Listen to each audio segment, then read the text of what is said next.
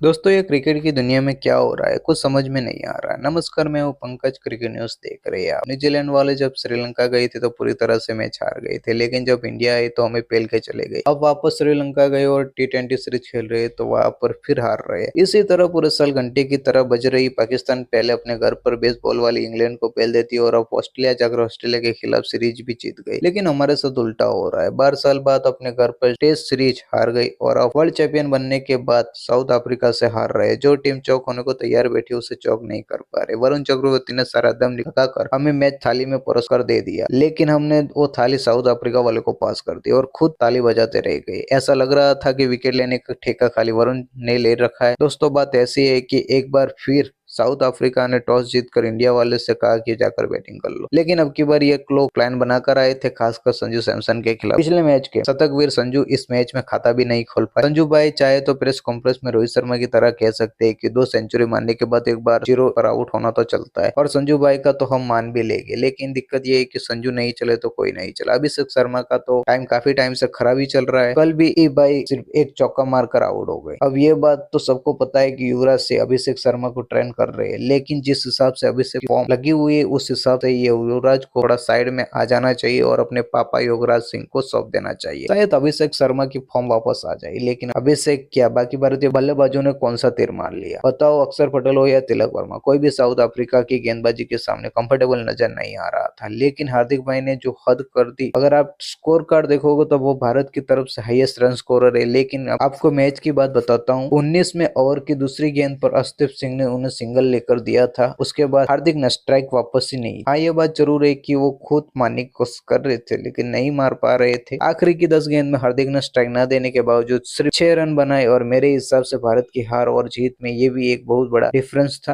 आपके हिसाब से था या नहीं, कमेंट करके बताना। क्योंकि टीम इंडिया ने फाइनल 125 का टारगेट दिया था। सच बताऊं, इतने टारगेट पर मैंने टीवी बंद कर दिया था। लेकिन बीच में जब स्कोर चेक किया तो देखा चक्रवर्ती जी के लड़के ने तबाही मचा रखी। एक छोटा सा टारगेट का पीछा करते हुए साउथ अफ्रीका फिसल रही, क्योंकि उनका सामना हो रहा था वरुण चक्रवर्ती से। जब से टीम में वापस आए, सामने वाले बल्लेबाजों को सांस लेने का भी टाइम नहीं दे रहे। कल भी उन्होंने आते ही शुरू कर दिया, पहली ओवर में विकेट लिया और फिर ऐसा सिलसिला चलाया कि भाई साहब एक बेजान मैच में भी जान आ गई। अचानक से मुझे लगने लगा कि शाहरुख खान इतने लकी है कि इतना बेहतरीन गेंदबाज उनको सिर्फ 11 करोड़ में मिल गया, जिसने हैदराबाद के 23 करोड़ वाले बल्लेबाज को 100 पीस बनाकर रखा दिया। पिछले मैच में भी वरुण क्लासन को खा गए थे और कल भी एग्जैक्टली ऐसे ही हुआ। अपने 4 ओवर की स्पेल में वरुण ने 5 विकेट लिए। लेकिन दिक्कत बस ये हुई कि जब तक वो गेंदबाजी कर रहे थे तब तक इंडिया मैच में थी। उनके ओवर खत्म होने के बाद हमारे जीतने के चांस भी खत्म हो गए। तब ने पेसर में खेलकर साउथ अफ्रीका को ये मैच 1 ओवर और 3 विकेट रहते जिता दिया। 4 मैचों की सीरीज 1-1 से बराबर हो गई। आपके हिसाब से दूसरी T20 में इंडिया की हार की वजह क्या रही, कमेंट करके बताना। चैनल भी सब्सक्राइब करके जाना। Thank you for watching.